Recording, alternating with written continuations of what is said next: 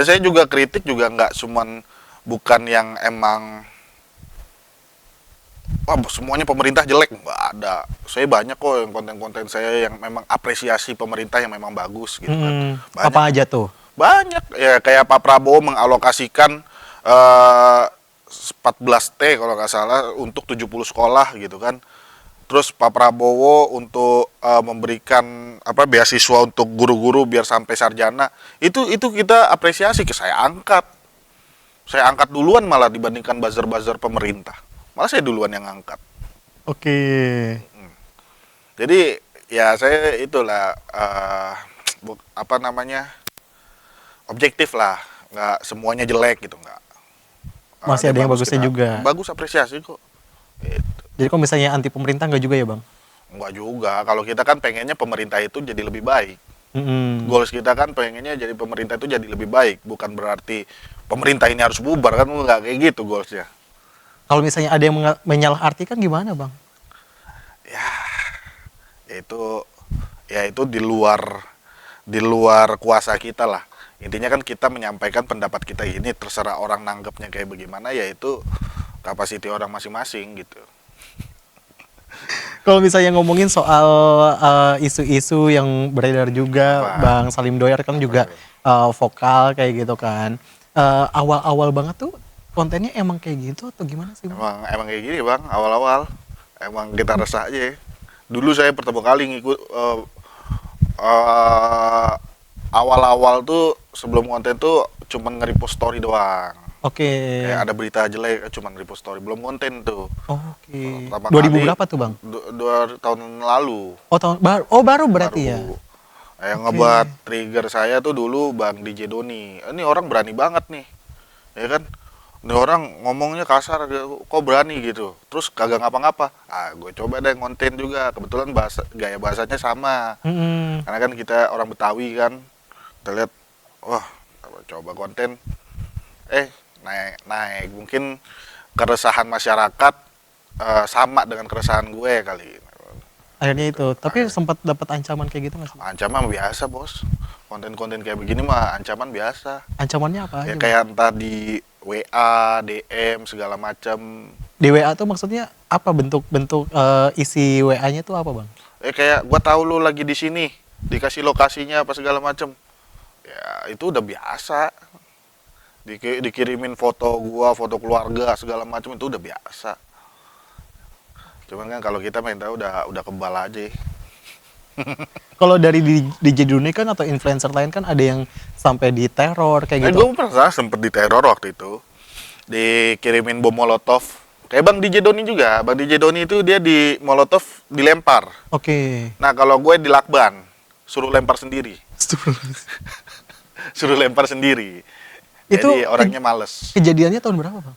Tahun kemarin. Sama berarti peristiwanya dekatan barengan. Barengan sama influencer-influencer yang lain. Cuma gue mikirnya gini bang, gue sih tidak, gue angkat konten itu, gue bilang yang meneror, gue bilangnya itu bukan pemerintah. Itu bisa jadi ada pihak yang memang diuntungkan ketika pemerintah dan influencer itu bersih tegang. Nah, Masih husnuzon ya? masih husnuzon. Ya kan kalau misalnya pemerintah bersih tegang sama influencer kan ada satu pihak lah pasti diuntungkan. Tegang juga dia. Astagfirullahaladzim. Gitu. Terus kalau misalnya apa namanya konten-konten kayak gitu sempat dapat, kalau misalnya dari pemerintah sendiri ada yang sempat ngontak gak sih bang? Sempat ngontak. Ya, Kayak harus take down nih kayak gini misalnya atau ya apa? ada beberapa tuh pasti ada. Cuman kalau gua kan kagak gua ladenin. Oh tetap aja tuh jalan. Iya. Banyak yang gua katain minta take down tapi gua bilang emang gua sebel aja sama nih menteri gitu kan. Kagak gua take down. Oke. Biarin aja. Tapi aman bang? Aman. Atau ada ancaman Nggak lagi? Nggak ada. Yang terbaru apa? Nggak ada ancaman sih sejauh ini. Nggak ada, cuma diminta take down. Nggak. Itu juga udah lama banget. Oh itu kasus apa waktu itu bang? Apa ya? Ya kalau saya sih sebenarnya banyak yang saya nggak bisa angkat kan, kayak ada beberapa yang memang orangnya baperan gitu ya, saya nggak ada. Cuman Siapa? saya nggak sebut. Nanti anda mancing-mancing saya sebut gimana sih?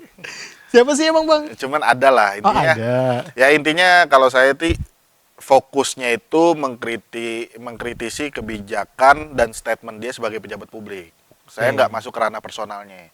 Kayak menteri, misal contoh Menteri Bahlil. Yang saya kritisi dia adalah kebijakan dan statement sebagai pejabat publik. Bukan personalnya dia. Mau dia orangnya kayak gimana bodo amat gitu kan. Yang penting lu sebagai pejabat publik, lu yang disorot publik, kacamata itu yang saya ambil, yang saya kritisi gitu loh. Ya lu mau punya ani-ani berapa itu gua nggak masuk ke situ deh. Emang ada Bang yang punya ani-ani? Ya kan kita nggak tahu. We Oke. never knows. Namanya orang namanya orang butuh aja. Oh Cuman berarti kan Bang Salim punya? ya kalau saya emang enggak. Oh enggak. Saya enggak.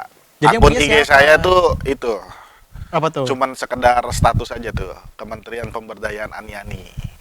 Jadi yang punya siapa emang? Pasti ada lah pejabat-pejabat punya ani-ani. Emang masnya nggak pernah ke tempat pijit nggak pernah? Oh nggak pernah. Tempat pijit kan biasanya plat merah mulu, Pak. Oh, saya nggak tahu tuh di mana aja tuh. Iya. Ya ani-ani itu, Mbak, apakah salah pejabat punya ani-ani? Nggak salah, Bos. Itu bantu UMKM. Oke. Iya, itu membantu UMKM. Kita membantu Pak Purbaya Untuk? menghidupkan UMKM. Ekonomi berputar. Coba satu ani-ani dia bisa ngasih anak, ketika dikasih duit dia bisa ngasih anaknya sekolah, kan dia pasti janda. Ya kan? Atau dia bisa ngasih orang tuanya. Bener gak? Oke. Ini berkah, Bos. Jadi ekonomi itu berputar. Nah, si ani-ani ini dia punya uang, dia belanjakan lagi ke pasar.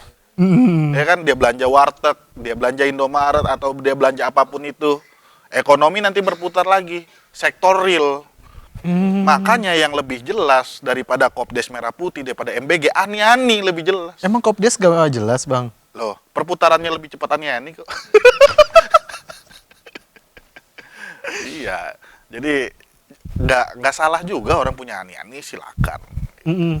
Kalau saya sebagai ini ya, pemerhati ani-ani ya, karena memang kita suka memandang orang itu sebelah mata, Bang.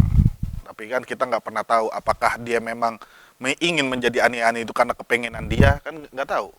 Dia bisa saja dipaksa oleh keadaan, yang mana keadaan itu bertemu dengan orang yang membutuhkan, si pejabat ini gitu loh.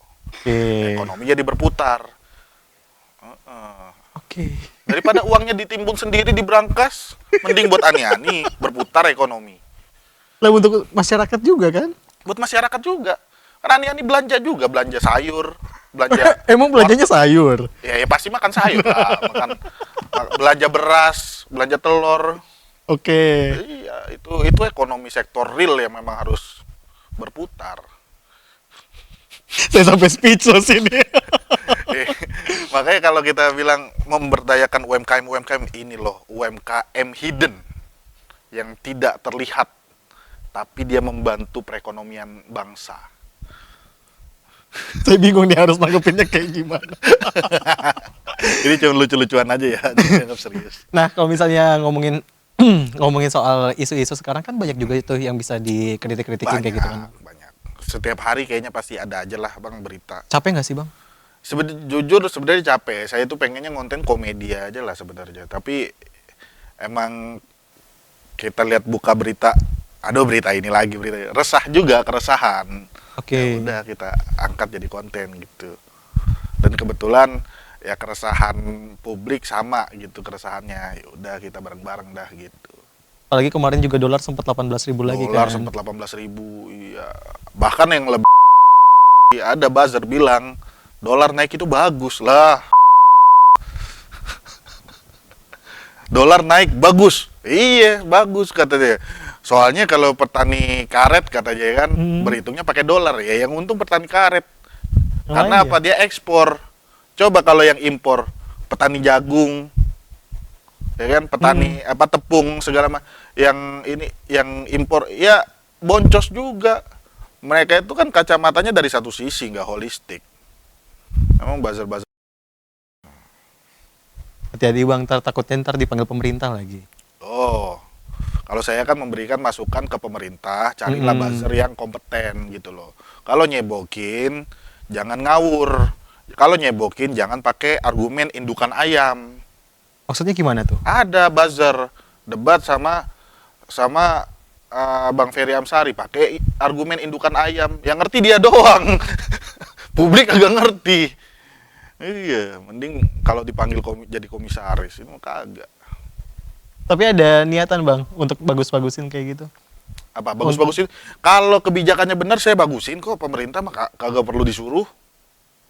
Gak perlu jadi buzzer? Nggak perlu jadi buzzer. Kalau kita kan objektif aja bang. Kalau misalnya ada kebijakan yang pro rakyat, yang emang bagus, ya kali kita tetap jelekin kan enggak. Kalau tetap kita angkat bagus lah, gitu. Kayak misalnya ada MBG nih, amplifikasinya bagus, kayak prasmanan, guru bisa ikut makan, makanannya steril. Ya kita angkat, kita bagus, kita bilang ini baru jadi contoh buat SPPG lain. Kayak gitu saya mah. Nah, kecuali kalau ada MBG, semangkanya setipis lelenya segede cupang. Nah, itu baru kita maki-maki. Lu yang bener aja lu, ini duit rakyat, lu kasih makan anak orang kayak begitu. Nah, itu ya operasionalnya yang saya kritisi gitu loh. Oke, jadi kalau misalnya emang benar ya diapresiasi, Ya, kalau apresiasi. enggak Itu kan suatu hal yang wajar. Kadang-kadang saya ngangkat konten apresiasi, saya dibilang cair. Aduh, oh cair tuh maksudnya dapat duit. dapat duit. Padahal Cair. padahal iya, enggak. Iya. Enggak lah. Masa kita apresiasi yang bagus kita bilang dibilang cair ya nggak bisa begitu. Kita tuh sebagai masyarakat juga harus fair. Nggak semuanya yang dari pemerintah itu jelek. Dan nggak semuanya bagus juga. Ya imbang aja Walaupun lebih banyak kritiknya. kritiknya. Karena kan sebenarnya kritik itu kan untuk perbaikan, bukan berarti benci. Kritik saya kagak ada, udah urusannya personal nggak ada. Lu mau rumah tangga lu kayak gimana, kayak mau apa, kayak urusan lu dah.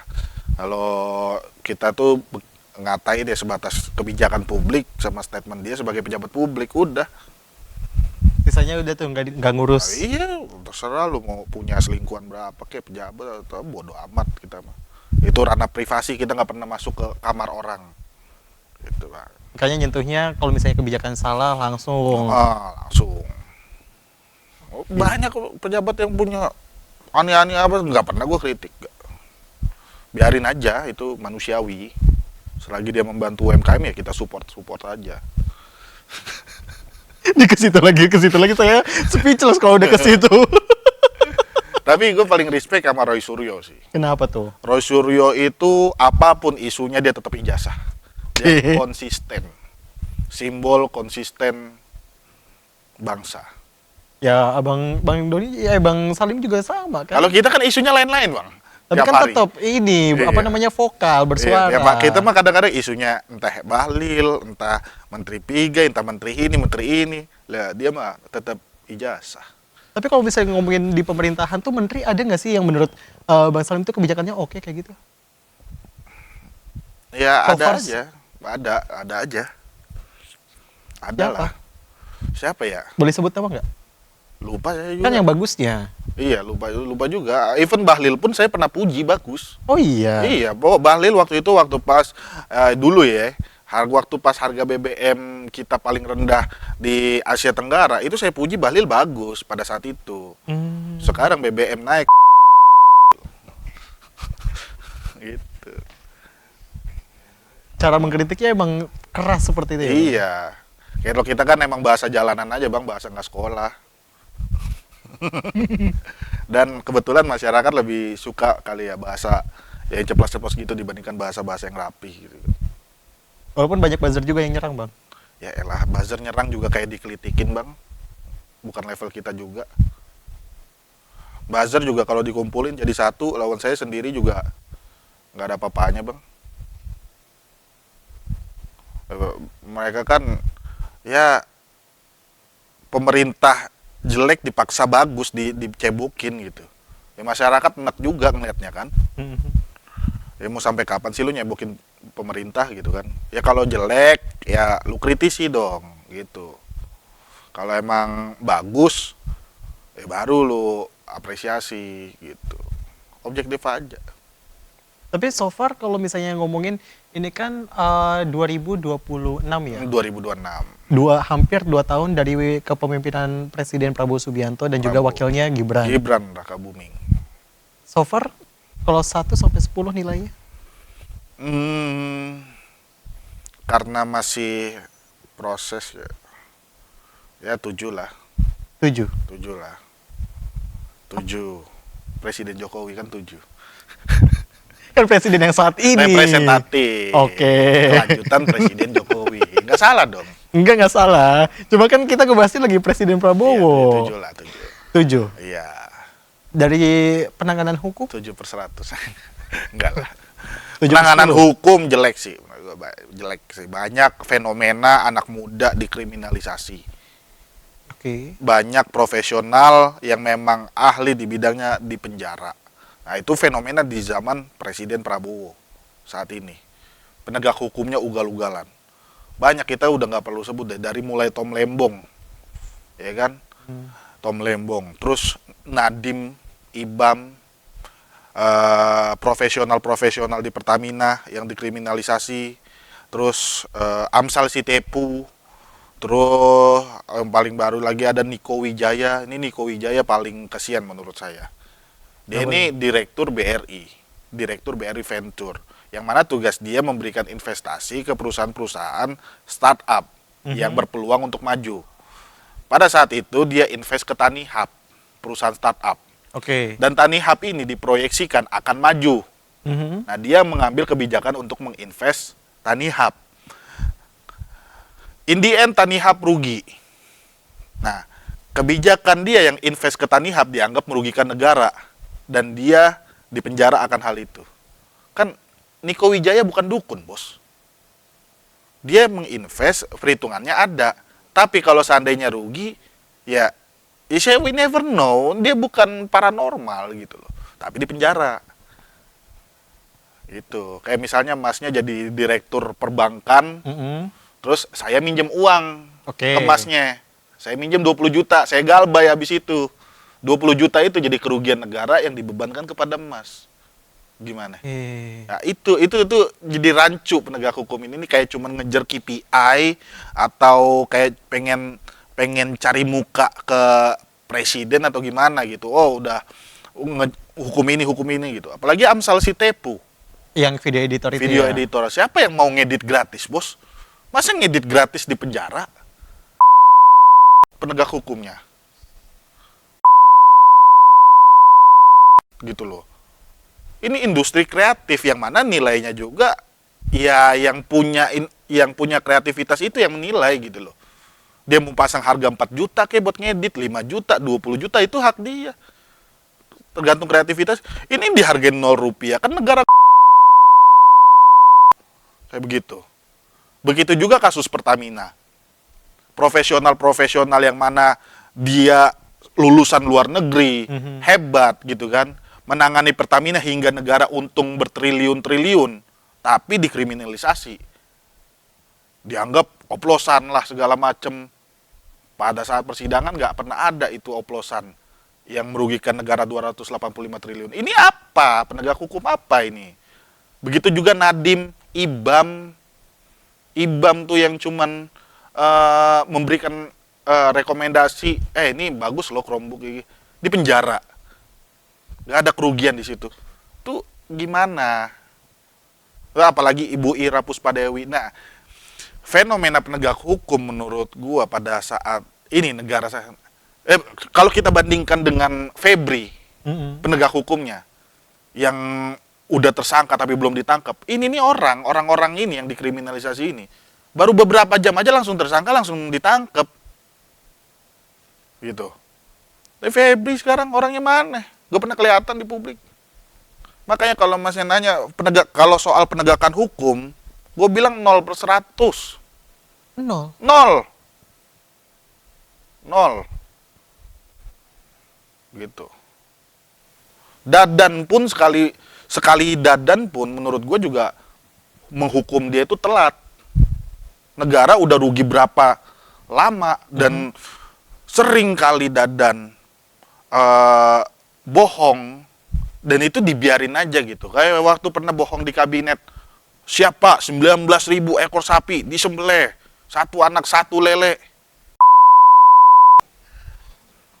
Gue bilang, ini udah terang-terangan bohong, tapi nggak pernah dipenjara, nggak pernah diusut, nggak pernah di ini. Sampai ada pengadaan motor, sampai ada pengadaan apa yang nggak pugu lagu gitu.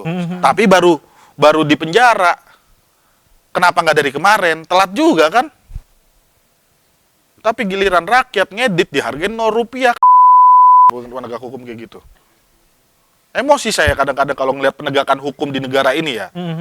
Giliran penegak hukum tertingginya TPPU merugikan ratusan miliar di saat rakyat lagi pada susah makan.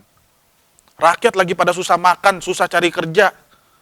Nonton penegak hukum tertinggi nimbun duit segitu banyaknya. Sampai ngegondol Monas itu 74 kilo mah. Monas ditaruh di berangkas kan.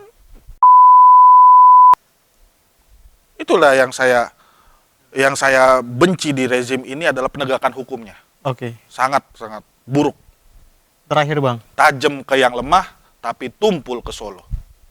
kok jadi ke Solo? Ke teman dekat. Raja Juli diproses nggak sampai sekarang? Raja Juli jelas-jelas terima amplop loh. Diproses nggak? Katanya udah dibalikin. Itu tuh pemerintah DPRD Sumut ketahuan suap, ngebalikin, dipenjara 5 tahun. Harusnya tetap diproses. Proses dong. Iya. Walaupun udah dibalikin. Itu selama 12 hari atau 13 hari itu nggak dibalikin. Diputer dulu apa main balak 6? Apa gimana? Iya kan? Oke. Sylvester. Ini Sylvester menurut gua nih. Terakhir, Sylvester. Sylvester itu simbol bahwa hukum ini bentukannya. Kenapa tuh Bang? Dia sudah terpidana. Ya kan? Terpidana 5 tahun penjara. Tapi sampai sekarang nggak dihukum. Malah jadi komisaris. Coba itu. Sylvester sudah terpidana, tidak dihukum, tapi malah jadi komisaris. Ini kayak ngelempar ke muka presiden ini. Ini serius nggak sih ini hukum di negara ini kayak begini? Itu loh. Tapi giliran maling ayam, 2 tahun penjara, 5 tahun penjara. Maling ini, aduh, giliran rakyat kecil yang maling dikejarnya udah ampun-ampunan. Kayak kakek-kakek maling karet buat nyambung hidup makan di penjara. Coba. Kemana keadilan soal bullshit semuanya? Kalau kita bilang penegakan hukum di era sekarang ya, ya itulah. Makanya saya nggak salah juga bilang penegakan hukum di negara ini tajam ke yang lemah, tumpul ke Solo. Iya. Terakhir Bang, harapannya untuk pemerintah. Udah beresin lah, ini penegakan hukum dulu lah, rapihin, udah itu aja dulu.